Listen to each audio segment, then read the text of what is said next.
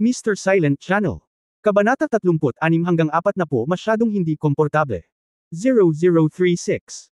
Nanlamig sandali ang mga mata ni Yefan, pagkatapos ay nagtanong siya ng nakangiti, ano ang ka?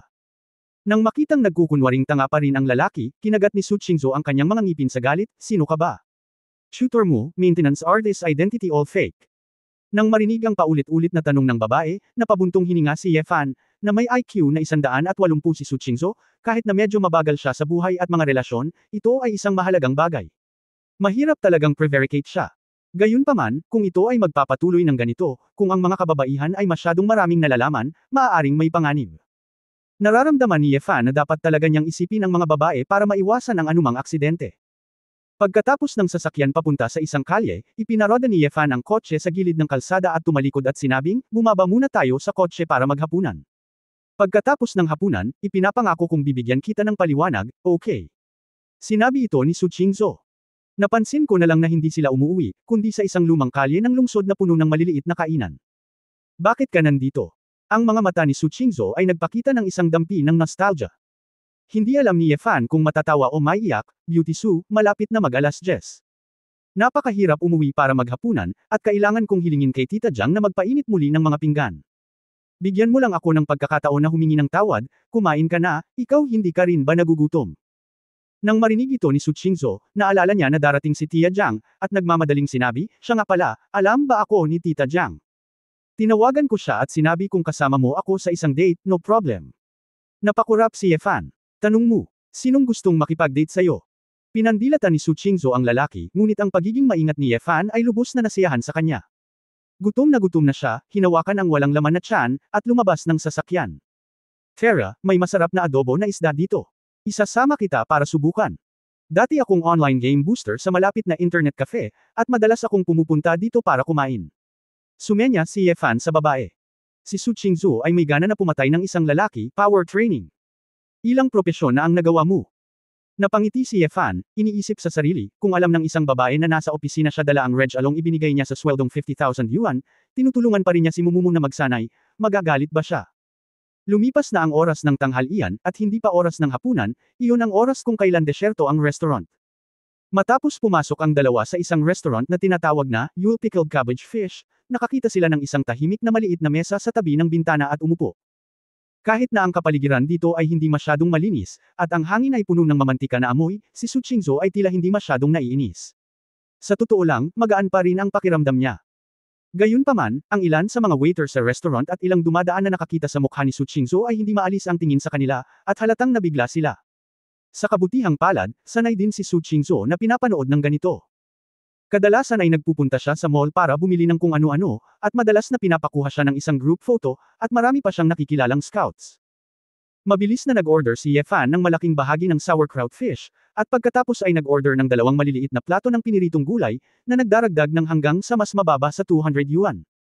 Ako na ang kukuha ng pagkain na ito, hehe, sabi ni Yefan na may matapang na mukha, napaka-proud. Hindi ngumiti si Su Qingzhou at malamig na tumingin sa kanya, sabi mo gusto mong ipaliwanag kung ano ang nangyari kanina, mag-usap tayo. Nagpout si Yefan, huwag kang magmadali, bihira ang magkaroon ng pagkakataong magsaya, halika rito at uminom muna ng tubig. Sa sinabi nito, ibinuhos ni Yefan si Su Qingzhou ng isang libreng tasa ng barley tea at iniabot ito sa babae. Napabuntong hininga si Su Qingzhou. Talagang nauuhaw siya at pagod. Pagkatapos uminom ng 2 tasa ng tsaa, tumingin siya sa kalye sa labas ng restaurant at natulala. Sinuri ni Yefan ang impormasyon ni Su Qingzhou, kaya naunawaan niya kung bakit nawawala sa pag-iisip ang mga babae. Pagkaraan ng ilang sandali, walang pakialam na nagtanong si Su Qingzhou, saang welfare center ka lumaki noong bata ka? Shun Ivy, narinig mo na ba? Tumango si Su Qingzhou, ang orphanage na tinutuluyan ko ay nasa tabi ng kalye, tinatawag itong Xingxing, ngunit matagal na itong na-demolish. Okay, alam ko. Si Yefan ay humigop ng tsaa. Aloy ang magagandang mata ni Su Qingzhou, tulad ng inaasahan, sinisiyasat mo rin ang aking impormasyon. Hindi ito itinanggi ni Yefan, napakaganda mo, syempre gusto kong tingnan kung isa kang diwata. Binigyan siya ni Su Qingzhou ng puting tingin, walang katotohanan. Habang nagkukwentuhan ang dalawa, may dumating na adobong isda ng repolyo. Nagugutom si Su Qingzhou, ngunit matapos siyang tingnan ng may pag-asa, sumimangot siya at hindi ginalaw ang kanyang chopstick. Nagtaka si Yefan, ano ang mali? Hindi mo gusto. May mga tinadtad na berdeng sibuyas dito, hindi masyadong masaya si Su Qingzhou. Hindi mo gusto ang tinadtad na berdeng sibuyas. Kung hindi mo ito sasabihin ng mas maaga, hayaan ang kusina. Nanlumo si Yefan. Kalimutan mo na to. Karaniwang kinakain ko yan sa bahay. At saka, bakit mo ako sinisigawan ng malakas? Bahagyang nagpout si Su Qingzhou. Ikaw Fan. What's wrong, paano kita sisigawan? At saka, kung hindi ka kakain ng tinadtad na berdeng sibuyas, iwanan mo na lang. Umiling si Su Qingzhou, hindi ko matiis ang amoy nito. Naalala ko na parang walang kasamang tinadtad na berdeng sibuyas sa mga pagkain ginawa ni Tita Jiang kaya ayun ang nangyari. Hoy, Binibini, napakahirap talagang pagsilbihan ka, pinitik ni Yefan ang kanyang dila. Bahala ka. Ayokong kumain ng isda. Galit na dinampot ni Su Qingzhou ang mga chopstick para kainin ang jinutay guti na patatas sa tabi niya.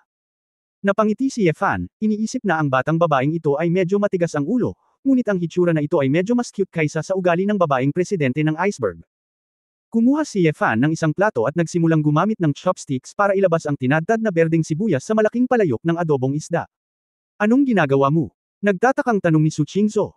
Sinabi ni Yefan, syempre ilalabas ko ang tinadtad na berdeng sibuyas, para palagi mo itong kainin.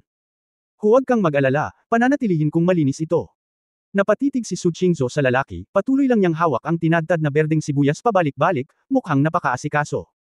Bigla siyang nakaramdam ng hindi komportable at sinabing, huwag mong kunin, hindi talaga ako kumakain.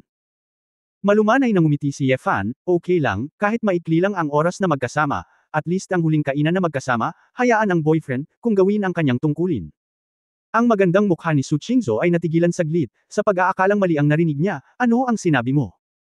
Tumangala si Yefan sa babae, ngumiti, at sinabi ang bawat salita, ibig sabihin, pagkatapos ng kainan na ito, maghihiwalay na tayo. Mahigpit na kinuyam ni Su Qingzhou ang kanyang chopstick at itinikom ang kanyang mapupulang labi. Pagkaraan ng ilang sandali na tumahimik, malamig siyang nagtanong, sabi mo gusto mo akong bigyan ng makatwirang paliwanag, pero sa huli, nakipaghiwalay ka sa akin. Napangiti si Yefan na humihingi ng paumanhin, ipinagpatuloy niya ang paghawak sa tinadtad na berdeng sibuyas at sinabing, sa totoo lang, peke ang relasyon natin, at hindi natin pwedeng pag-usapan ang tungkol sa paghihiwalay, itigil na lang ang kontrata. Pinag-isipan ko na, at hindi ko magagarantiya na may mga magugulong tao sa hinaharap, halika at guluhin mo ako. Sa oras na iyon, ang mga taong pinakamalapit sa akin ay malamang na madawit. Ikaw at ako ay pekeng magkasintahan at kasintahan, hindi na kailangang ilagay sa panganib para sa mga bagay na ito, ikaw ay inosente. Naku, syempre, pera ng kontrata, babayaran kita, ayoko ng sweldo sa kumpanya, hindi ako kukuha ng pera kung hindi ako magtatrabaho. Bahagyang kumislap ang maningning na mga mata ni Su Qingzhou, hindi niya alam kung bakit, halata na ang dalawang tao ay nasa isang contractual na relasyon, ngunit nang sabihin ni Yefan na makikipaghiwalay siya sa kanya, nakaramdam siya ng labis na hinanakit, labis na hindi kumbinsido, at labis na hindi komportable. Chapter 0037 Buti na lang 3 buwan lang. 0037. Umalis ka na, paano ko haharapin ang mga tao ng pamilya Zing, paano ko sasabihin sa mga tao sa pamilya, mag-iwan ng gulo, hayaan mo akong linisin ito. Bahagyang namula ang mga mata ni Su Qingzhou sa galit, at pinagalitan niya, makasarili. Gusto mo lang lumayo ng ganito. Seryosong sinabi ni Yefan, Qingzhou, alam kong magagalit ka, pagkatapos ng lahat, magkakaroon ka ng maraming problema ng biglaan. Ngunit anuman ang mangyari, palaging mas mabuti kaysa sa pagbabanta ng iyong buhay. Nagagalit ako, ngunit hindi ako natatakot. Ayokong tumakas. Matigas na sabi ni Su Qingzhou. Nagtataka namang tumingin si Yefan sa babae, pero lahat ng ito ay walang kinalaman sa iyo, isa ka lang tagalabas, hindi na kailangang makisali sa isang bagay dahil sa akin. Labas. Ngumisi si Su Qingzhou at nagtanong, hindi ba? Anong ibig mong sabihin? Naguguluhan si Yefan. Tanungin kita, noong pumirma ako sa iyo ng kontrata, hindi ko sinabi sa iyo ang tungkol sa pamilya Zing, ni hindi ko sinabi sa iyo ang tungkol sa aking mga magulang. Kinamumuhian ka ngayon ng pamilya Zing at tinatarget ng aking mga magulang dahil sa akin. Sa lahat ng kaguluhang ito, outsider ka rin, bakit hindi mo itinigil ang kontrata noon at pinili mong umalis? Tanong ni Su Qingzhou. Natigilan si Yefan, hindi niya naisip ang ganoong tanong. Sasabihin ko sa iyo ang dahilan, sabi ni Su Qingzhou sa malinaw na boses, isa lang ang dahilan hindi ka talaga natatakot sa kanila. Bagamat puno ka ng kasinungalingan at nagbabakasyon ka, fake identity, fake background, baka pati pangalan mo ay nagsinungaling sa akin, pero alam na alam ko, simula pa lang, hindi ka natatakot sa pamilyang Zing na humarap sa iyo, hindi ba? Yefan. Galit na sinabi ni Su Qingzhou, sa pagkakataong ito, nasangkot ako sa mga problema mo, kaya sinabi mo sa akin na wakasan ang kontrata dahil minamaliit mo ako. Akala mo hindi ako kasing galing mo. Sina Yefan at Su Qingzhou ay nagtinginan ng mabuti sa isa't isa. Nang makita ang galit at agrabyado na tingin ng babae, sa wakas ay hindi napigilan ni Yefan na iyuko ang kanyang ulo ng may ngiti. Hindi naman sa hinamak kita, sa totoo lang, hindi ako gaanong nag-iisip tulad mo, ayoko lang na idamay ka. Direktang sumabad ni Su Qingzhou, sa tingin mo ba kahit maghiwalay tayo, magkakaroon ako ng ligtas na buhay sa hinaharap? Xinghong, ang White Shark Gang, iba't ibang kalaban sa shopping mall, at iyong mga gangster na gustong agawin ako para sa ransom, sa tingin mo ba ganoon talaga ako kaligtas noon? Sa tingin mo ay binibigyan ko ng labis na kahalagahan ng security team at hinahayaan ko si Ling Shan na sanayin sila ng mahigpit para sa kapakanan ng ano? Ikaw ay isang tao, ang tanging paraan upang malutas ang problema ay upang makatakas. Katulad ng nasa ring ka, naglakas loob ka lang na itago ang iyong ulo at tumakas. Pagkatapos magsalita, si Su Qingzhou ay nagbigay ng malamig na snort coward. Yeye nang marinig ito ni Fan Yi, hindi na siya natuwa. Gumagawa lang siya ng kabutihan para sa mga babae, kaya bakit niya tinawag ang sarili niyang duwag, walang kwentang duwag. Su Qingzhou, kailan ko sinabing tatakas ako? Nami-misinterpret mo ang kahulugan ko. Kung ako ay duwag, ililigtas ba kita ngayon? Nagtatalo si Ye Fan.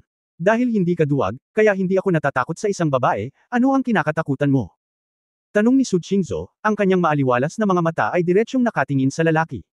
Natigilan si Ye Fan, umalangaw sa kanyang isipan ang tanong ng babae.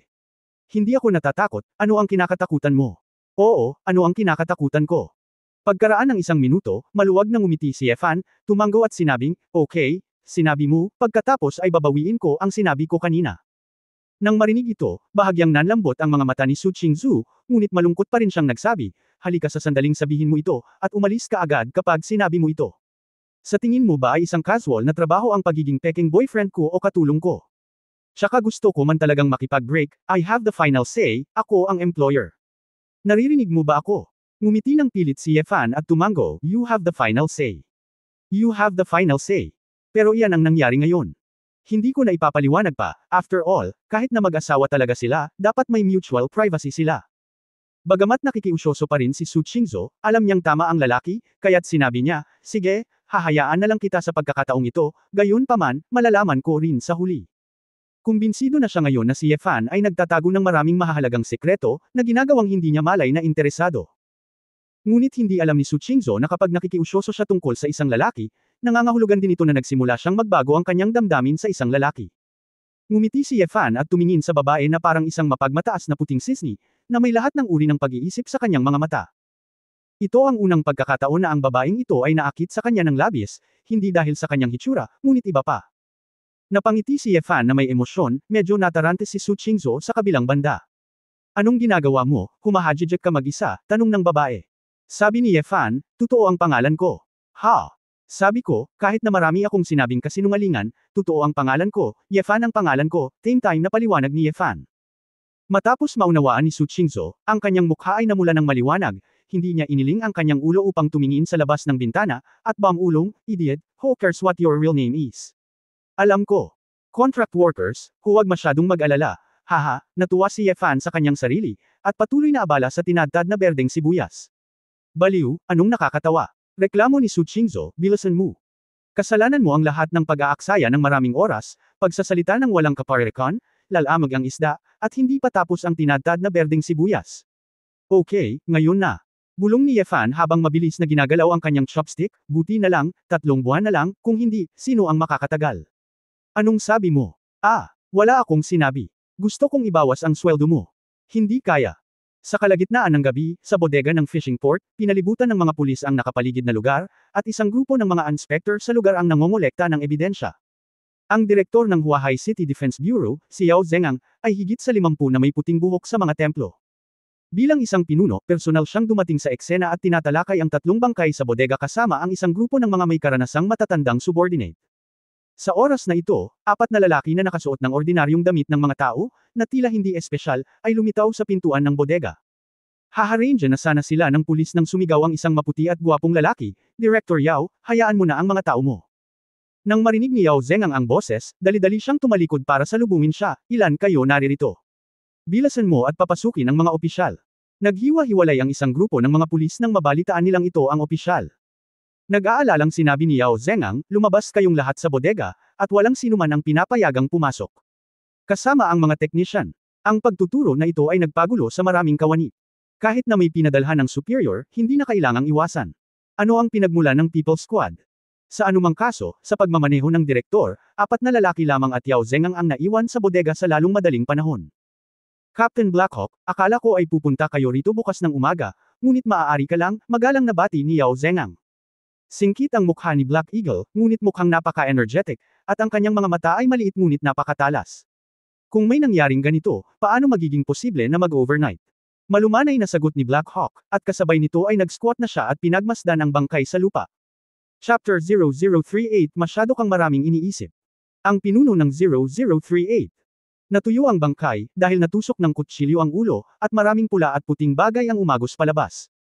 Bumulong si Yao Zeng, Captain Blackhawk, base sa aking karanasan, ang paraan ng kamatayan na ito ay hindi isang ordinaryong gunfight. Dapat may master na pumatay sa kanila. Sa tingin mo ba tama ang aking paghatol? Boss, medyo pamilyar ang mukha, parang nakita ko na, sabi ng isang matipunong miyembro ng koponan. Sumilay ang lungkot sa mga mata ni Blackhawk, siya ay talagang isang master, ang taong ito. Ay isang master ng B-level na organisasyon na Monkey Eagle, ang kanyang pangalan ay Menduo. Ano? Bounty Hunter Menduo. Pupunta ako. Isinasaalang-alang din ito sa Southeast Asia. Siya ay isang karakter, kahit na dumating ang aming koponan, maaaring hindi namin siya mahuli, paano siya namatay ng kalunos-lunos. Ang matipunong lalaki ay muling nagsabi, kung ang taong ito ay si Menduo, ang dalawa pa ay malamang na kumakain din ng unggoy. Mga agila, na kayang pumatay sa kanila ng napakalaking puwersa, anong klaseng tao iyon? Maaaring patayin ng taong ito ang pinakamataas na master ng B-level na organisasyon, natural na napakadelikado, lumingon ang Black Eagle para tingnan si Ziyang Yao Zeng at sinabi, Director Yao, ang sitwasyon dito ay agad na naharang. Mag-iimbestiga tayo ng palihim, at hindi natin masisindek ang mga ahas. Napagtanto din ni Yao Zeng ang kaseryosohan sa sandaling ito, na maaaring matakot sa mga tiyuhin na ito, sino sila mula sa Defense Bureau maaari mo bang harapin ito? Kaya't namutla ang kanyang mukha at tumanggo siya ng mariin, makinig sa mga opisyal. Parang tapos na ang kidnapping. Malaki rin ang puso ni Su Qingzhou, kaya hindi siya naapektuhan, at umalis sa trabaho gaya ng dati. Hindi lang iyon, tila naalala ni Su Qingzhou ang usapin ng makeup, at naglalagay siya ng magaan na makeup tuwing umaga, na lalong nagpabaliw sa kanyang nakamamanghang mukha, na parabang siya ay ipinanganak na may mga beauty special effect. Ang mga damit na pambabae ay naging mas malapit na rin, maging ito ay isang navy blue na one-piece na damit, o isang strapless na puting damit na may tube top at light gauze, na binabalangkas ang Kat-Anji tangi at mabilog na figure sa napakagandang paraan.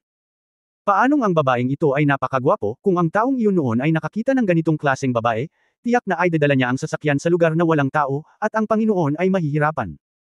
Nangangati ang puso ni Ye Fan, iniisip na makipagkaibigan sa adobo na isda ng repolyo, hindi na dapat masyadong sumulyap sa babae sa rearview mirror. Hindi kita ginagalaw, tingnan mo lang.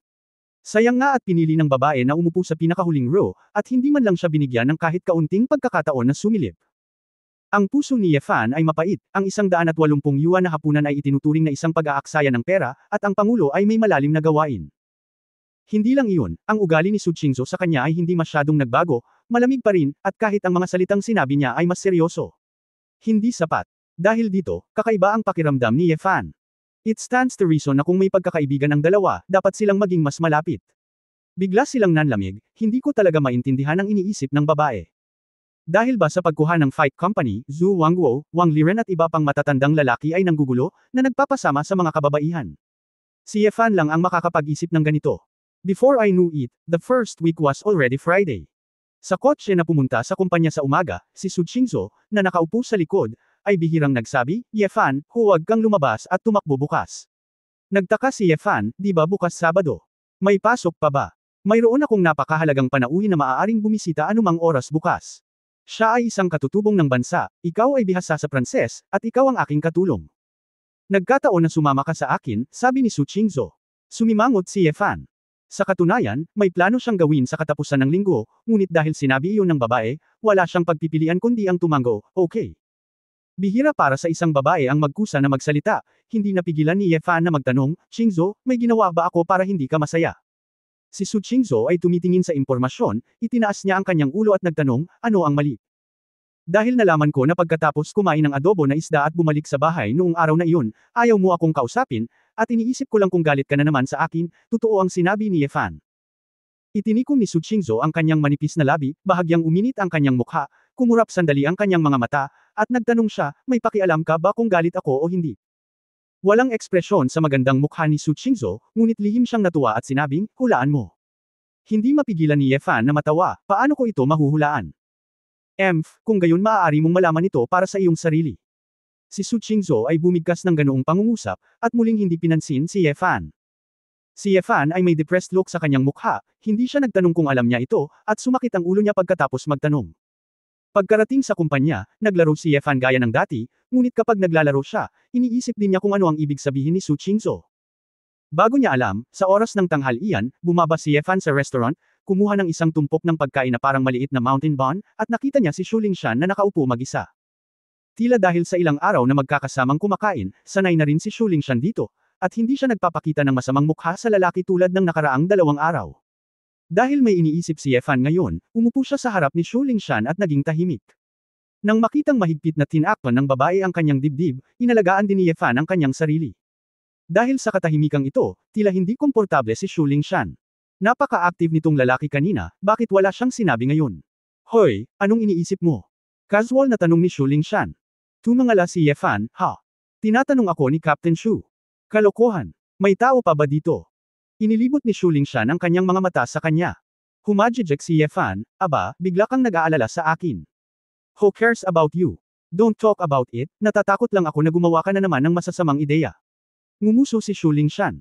Hindi rin nagalit si Ye Fan, at nagtanong ng may damdamin, Kapitan Shu, mas matagal mo nang kilala si Pangulong Su. Sinabi mo na siya ay mainit at malamig, at maaari niyang makipag-chat sa akin saglit, ngunit ito ay masyadong malamig para sa isang sandali. Wala akong maisip, anong nangyari para ma-provoke siya, tanungin siya tungkol dito, at hayaan kung ako mismo ang mag-isip, ano ang dahilan nito. Matapos pakinggan ang tanong ni Ye Fan, ang mga mata ni Shu Lingshan ay nagpakita ng pahiwatig ng pagkalito. Pagkaraan ng ilang sandali, ang babae ay nagsabi ng masama, masyado kang nag-iisip, paano ka makakausap ni Pangulong Su? Sarili mong maling akala. Kailan? Narinig ito ni Ye Fan, nakaramdam siya ng kaunting pagkadismaya, ganun ba? Oy, komplikado talaga ang isip ng mga babae mo.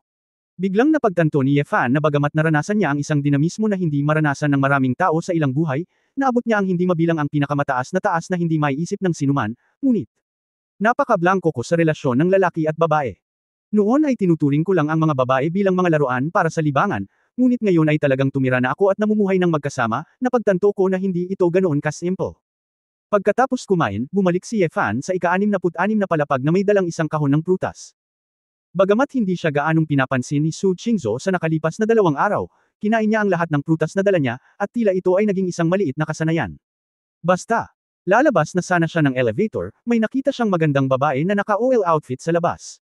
Ying, nakabalik ka na. Masayang ngumiti si Ye Fan. Isang linggo nang wala si Feng Yueying dahil sa negosyo, at sa wakas ay bumalik din.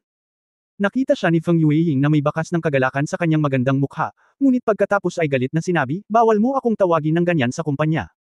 Oh, Yueying, pinalitan ni Ye Fan ang kanyang pangalan, nang makitang tila nagtatampo ang babae, hindi niya maiwasang magtanong, ano ang nangyayari sa iyo? Tingnan mo na hindi ako masaya. Naglakad si Feng Yueying sa elevator, iniunat ang kanyang kamay at tinulak si Ye Fan palabas, hindi ako galit, magtatrabaho ako. Si Ye Fan ay inosenteng nakatayo sa labas, pinagmamasdan ng babae na bumaba ng elevator na may mapait na ngiti. Tinulak siya palayo, hindi pa rin galit. Kabanata 0039 may malaking nangyari. 0039. Hindi maisip ni Ye Fan, ano ang nangyari sa kanya ngayon, bakit lahat ng babae ay ayaw niya. Pagpasok sa opisina, nalaman niyang nakatingin si Su Qingzhou sa isang tumpok ng mga dokumento, na halatang ibinalik ni Feng Yueying sa kanya. Mr. Su, kumain ng prutas, huwag magtrabaho ng gutom, sabi ni Ye Fan. Sige, ilagay mo dyan. Hindi itinaas ni Su Qingzhou ang kanyang mga mata. Na-curious din si Ye Fan, at inihilig ang kanyang ulo para makita kung ano ang ginawa ni Feng Yueying pagkatapos ng isang linggong business trip. Gayunpaman, bago pa malinaw na makita ni Ye Fan, biglang yumuko si Su Qingzhou upang takpan ang impormasyon, at hindi nasisiyahang itinaas ang kanyang ulo, bawal sumilip. Lumabas ka. Ngumiti ng pilit si Ye Fan at kailangang umalis ng tahimik. Sa opisina, bulong ko sa aking puso, walang mapagsilbihan itong malakas na babae. Gayunpaman, makatuwirang hindi niya nakausap si Feng Yueying nitong mga nakaraang araw. Maaaring may sinabi si Su Qingzhou tungkol sa kanya kaya hindi nasisiyahan si Feng Yueying. Bumalik sa kanyang opisina, habang iniisip ito ni Ye Fan, mas nagiging mali ito. Si Su Qingzhou at siya ay nasa isang contractual na relasyon. Kahit may titulo siyang boyfriend at girlfriend, hindi naman iyon gaanong ibig sabihin. Mabuti kung hindi siya papansinin ni Su Qingzhou, gayunpaman, hindi ito aabutin ng 3 buwan, lahat ay maghihiwalay, at sila ay ituring na mga dumadaan sa buhay. Ngunit iba si Feng Yueying, lahat ng kondisyon ng isang babae ay naaayon sa kanyang paghahangad ng komportableng buhay. Ang dalawa ay may magandang impresyon sa isa't isa at patuloy na lumalalim ang kanilang relasyon, at umaasa silang ganap siyang maging sariling babae sa hinaharap. Kaya, pumunta si Ye Fan sa sahig kung saan matatagpuan ang departamento ng pagbebenta at natagpuan ang opisina ng ministro ni Feng Yueying. Dahil siya ang assistant ng president, inisip ng ilang tao sa sales department na pumunta rito si Ye Fan dahil sa trabaho, at walang sino man ang nagdududa. Pagkatapos kumatok sa pinto, lumabas ang magandang boses ni Feng Yueying, "Pakipasok." Binuksan ni Ye Fan ang pinto, pumasok, at nilock ang pinto ng opisina. Si Feng Yueying ay nakatingin sa computer, at nalaman na si Ye Fan iyon, na may bakas ng pagkagulat at gulat sa kanyang mukha. "Ikaw? Bakit ka nandito?" Naglakad si Ye Fan papunta sa desk, ay nalalayan ang mesa gamit ang dalawang kamay, at seryosong tumingin sa babae. "Ying-ying, may hindi ka ba naiintindihan? Hindi pagkakaunawaan." Kumikislap ang mga mata ni Feng Yueying, medyo nalilito. "Ano ang ibig mong sabihin? Parang hindi ka masaya kapag nakikita mo ako, may nagsabi ba sa'yo ng masama tungkol sa akin?" Tanong ni Ye Fan. Matapos malaman ni Feng Yueying ang intensyon ng lalaki, ibinaba niya ang kanyang trabaho, pinag-cross ang kanyang mga kamay sa kanyang dibdib, umiling, at sumagot na may kalahating ngiti, "Hindi. Kung gayon, bakit kita pinasaya? Hulaan mo." Si Feng Yueying ay mukhang makitid. Nang marinig ito, si Ye Fan ay malapit nang umiyak. "Hu Yingying, huwag mo akong pahirapan, paano ko mahulaan? Hindi pa kita nakakausap ngayong linggo, paano ko malalaman kung ano ang nakakasakit sa iyo?" "Humph." Galit na sinabi ni Feng Yueying, "Kaya alam mo, hindi tayo nag-uusap ng isang linggo. Pabayaan ang isang tawag sa telepono, kahit na hindi mo maipadala ang WeChat sa iyong sirang mobile phone, maaari ka pa ring magpadala ng mga text message." Natigilan si Ye Fan saglit, pagkatapos ay parang isang Dago empowerment, biglang naliwanagan. Ganon ang nangyari. Hindi napigilan ni Ye Fan ang kanyang sarili, "Hehe. Ying-ying, pasensya na, hindi pa ako naghahabol ng mga babae noon, kaya hindi ko inaasahan na tatawag ako sa telepono. Sino ang maniniwala, napakatalino mo, kahit na hinahalikan ako." Gusto niyang sabihin. Napakahusay ng paghalik, ngunit nakaramdam ng hiya, binago ni Feng Yueying ang kanyang tono at sinabing, "Anyway, mukhang hindi mo ako pinatahimik." Napabuntong hininga si Ye Fan, "Iba ito sa pagtawag sa telepono, at hindi ko alam kung paano tumawag. Dati, kapag kausap kita, parang wala akong masabi, kaya hindi ko na inisip. Hindi ka makakatawag kung okay ka lang." Tumayo si Feng Yueying at galit na itinulak ang lalaki palabas, "Lumabas ka, huwag mong istorbohin ang trabaho ko. Ayokong makita ka." Naisip ni Ye Fan na mali ang magpatuloy ng ganito, anuman ang mangyari, kailangan muna niyang maging matigas, para pigilan ang maliit na ugali ng babae. Dali-dali niyang hinawakan ang babae sa baywang sa kanyang mga braso, at pagkatapos, hindi alintana ang gulat sa mukha ni Feng Yueying, ibinaba ang kanyang ulo at hinalikan ang kanyang pink na labi. "Ham!" Marahan na umungol si Feng Yueying, ang kanyang pink na kamao ay tumama sa mga balikat at likod ng lalaki, ang kanyang mukha ay kaakit-akit, ngunit ang kanyang katawan ay patuloy na natutunaw sa matamis na halik na ito, na nagiging mas walang kapangyarihan. Maghintay pagkaraan ng mahigit 1 minuto, binitawan ni Ye Fan ang babae, masyadong comfortable ang katawan ng babae na hawakan. Kung nagtuloy-tuloy ang halik, natatakot ako na hindi niya kayang pigilan ang isang bagay. Ito ang opisina, kaya mas mabuting huminto na. Tumingin si Ye Fan sa namumula, humihingal na babae, inilagay ang malaking kamay sa kanyang pisngi, at seryosong sinabi, "Pangako, sa susunod na mag-business trip ka, tatawagan talaga kita, kahit anong mangyari." Nadama ni Feng Yueying ang matamis sa kanyang puso. "Zizi," ngunit hindi pa rin nasisiyahang sinabi, "Hindi ako karaniwang tumatawag kung hindi sa negosyo." "Hoy, madalas kitang tawagan ng diretso, anong tawag mo?" Naramdaman ni Feng Yueying na masyado siyang maluwag sa lalaking ito, kaya medyo mayabang, sinabi niya, "Depende din kung malaya ako. Oo, makikilala kita kapag malaya ako, at tatawag kapag ako ay malaya. Dapat kitang matagumpay na linlangan. Nako, huhulihin kita. Ikaw talagang sinungaling. Kayong mga lalaki ay walang magandang bagay." Galit na sabi ni Feng Yueying. Ngumisi si Ye Fan at sinabing, "Nagbibiro ako, huwag mong seryosohin. Ying-ying, bakit hindi tayo maghapunan kinabukasan at manood ng sine?" Naisip ito ni Ye Fan, tila ang mga ordinaryong kabataan ay umiibig ng ganito. Buo. Lalong uminit ang pisngi ni Feng Yueying. Bagamat pakiramdam niya ay hindi niya ito hahayaang habulin siya ng ganoon kadali, hindi niya maiwasang pumayag. Napakabuti, pagkatapos ay hahanapin kita sa umaga kinabukasan, libre ka ba?" Inisip ni Ye Fan na magiging maayos ang kinabukasan pagkatapos ng kanyang trabaho. Nag-isip sandali si Feng Yueying, wala itong gagawin, kaya tumanggaw siya. Sa sandaling ito, ang pinto ng opisina ay kumatok, at ang boses ni Lu Xiaolian ay nagmula sa labas. "Minister Feng, hindi maganda. May malaking nangyari." Nagmamadaling inayos ni Feng Yueying ang kanyang mga damit, huminga ng malalim, at hinayaang mawala ang pamumula sa kanyang mukha bago siya lumakad at binuksan ang pinto. Anong mali? Nakita ni Lu Xiaolian na nasa loob din si Ye Fan, tumanggo at bumati, at sinabing, naiulat noong hapon na balita na ang CEO ng Fight Company at Zheng Hongji ng Zheng's Group ay nagkasundo, na nagsasabing gusto nilang tanggapin ang grupo ni Zheng. Handa na ang plano sa pagkuha. Nanliit ang mga mata ni Feng Yueying, at mabilis siyang lumabas at pumunta sa gitna ng malaking opisina. Sa malaking opisina ng bawat departamento, may ilang telebisyon na nakasabit doon para sa video conferencing at panunood ng balita. Sa sandaling ito, halos ang buong Jinxiu Group ay nanunood ng balita sa TV. Lahat ay pinapagalitan ng Zheng Group dahil sa kawalang hiyaan, ngunit labis din silang nanghihinayang. Dahil sa panloob ng mga labanan sa kumpanya, nawalan ng pagkakataon si Jinxiu na makuha ang fight. Sa departamento ng pagbebenta, ang ilang pangunahing miyembro tulad ni Lu Xiaolian at Yu Yingying ay nagtipon sa paligid ng Feng Yueying at maraming pinag-usapan.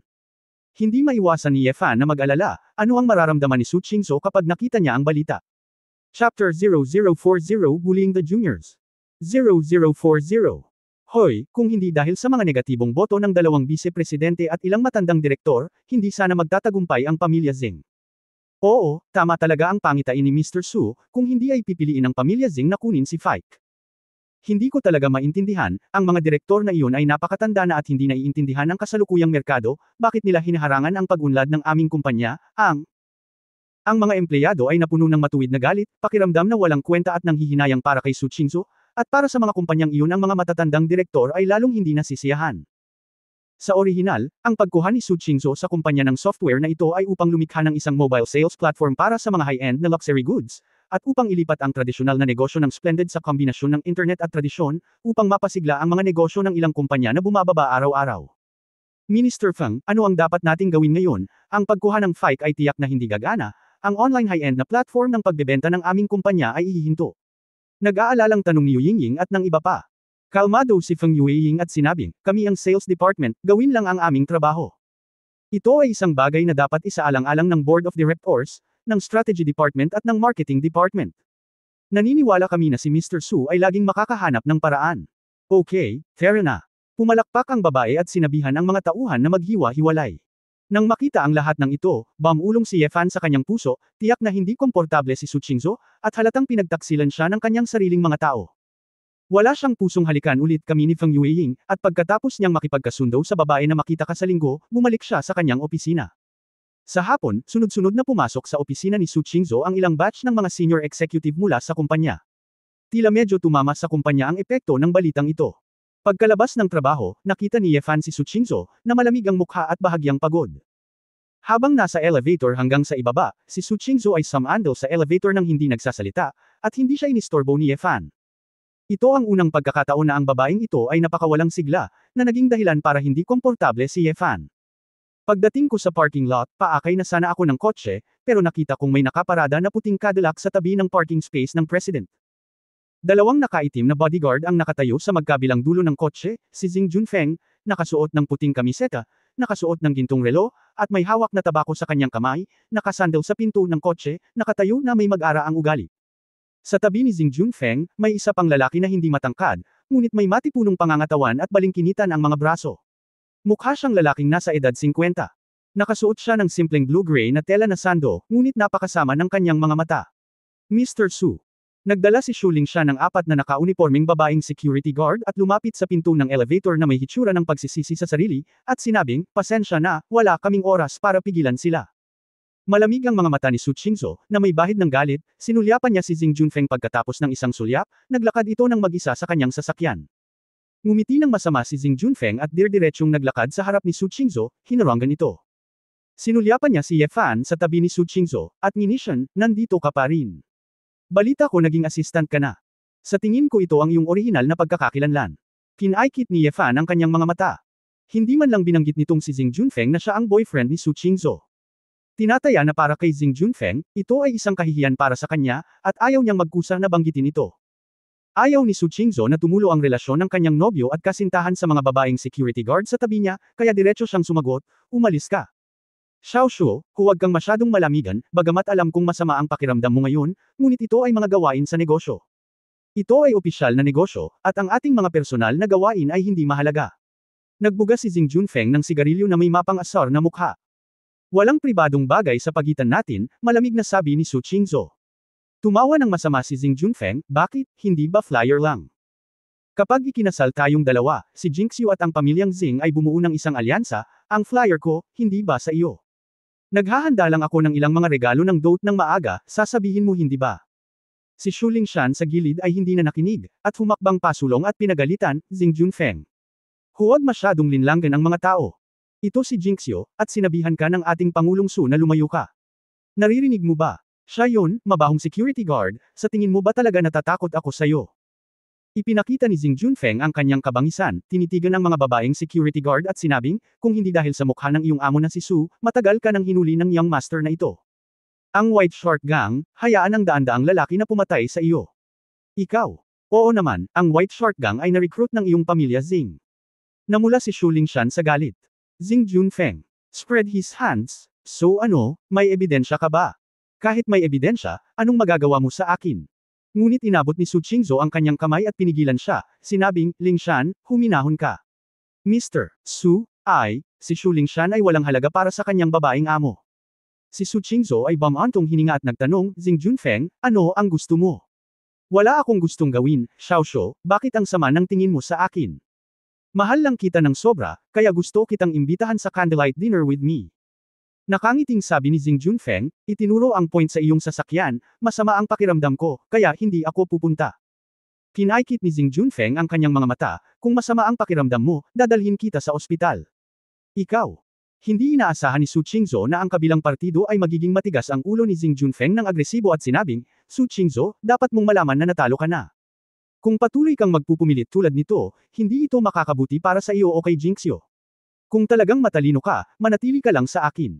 Pasayahin natin ako, young master, at hindi ka na maghihirap. Pagkatapos magsalita, iniunat niya ang kanyang kamay at sinimulang hawakan ang baba ni Su Qingzhou. Nang makitang paparating na si Zing Junfeng, hinuranggan ni Shu Lingshan ang kanyang mukha sa harap ni Su Qingzhou, tumigil ka. Huwag ka nang lalapit. Anong ginagawa niya? Nagalit si Zing Junfeng at sumigaw, may tao. Itaboy ang mabahong asong ito. Oo. Agad na sumugod ang dalawang bodyguard na nakaitim na damit. Nang makita ito ng apat na babaeng security guard, sumugod sila at direktang nabangga ang dalawang bodyguard na nakaitim na damit. Apat na babae at dalawang lalaki, bagamat nangingibabaw ang bilang, ngunit ang dalawang bodyguard ay mga retired special forces, kitang-kita ang combat effectiveness. Dagdag pa ang physical gap sa pagitan ng lalaki at babae, sa pagitan ng kamao at paa ay nagkabanggaan, away pa rin. Nang makita na ang kanyang sariling mga tauhan ay tila nahihirapang manalo, mabilis na tumakbo si Shu Lingshan, nakahanap ng pagkakataon, at sinipa ang isa sa mga lalaking bodyguard ng direkta 3 metro ang layo. Mabilis na umakyat ang natitirang apat na babaeng security guard para supilan ang natitirang bodyguard, at naresolba ang labanan. Nang makitang nanalo ang kanyang babaeng security team, nakahinga ng maluwag si Su Qingzhou. Ngunit si Zing Junfeng ay hindi nakaramdam ng pag-aalala, at ibinalik ang tingin sa lalaking naka-blue-gray na kamiseta, matanda, sabihin ko lang, ang babaeng ito ay hindi isang ordinaryong babae, at hindi mo binubuli ang nakababatang henerasyon. Nakatitig ang mga mata ni Ma Jinqun sa dibdib ni Shu Lingshan, hinahangaan ang magandang figure ng babae, isang pares ng kakaibang matandang mata, na bahagyang kumikislap. Hihihi, isang simpleng babae, napakawalang alam sa papuri, kailangan talaga niyang sanayin. Pagtatapos ng kabanatang ito. For more videos, please like, share and subscribe.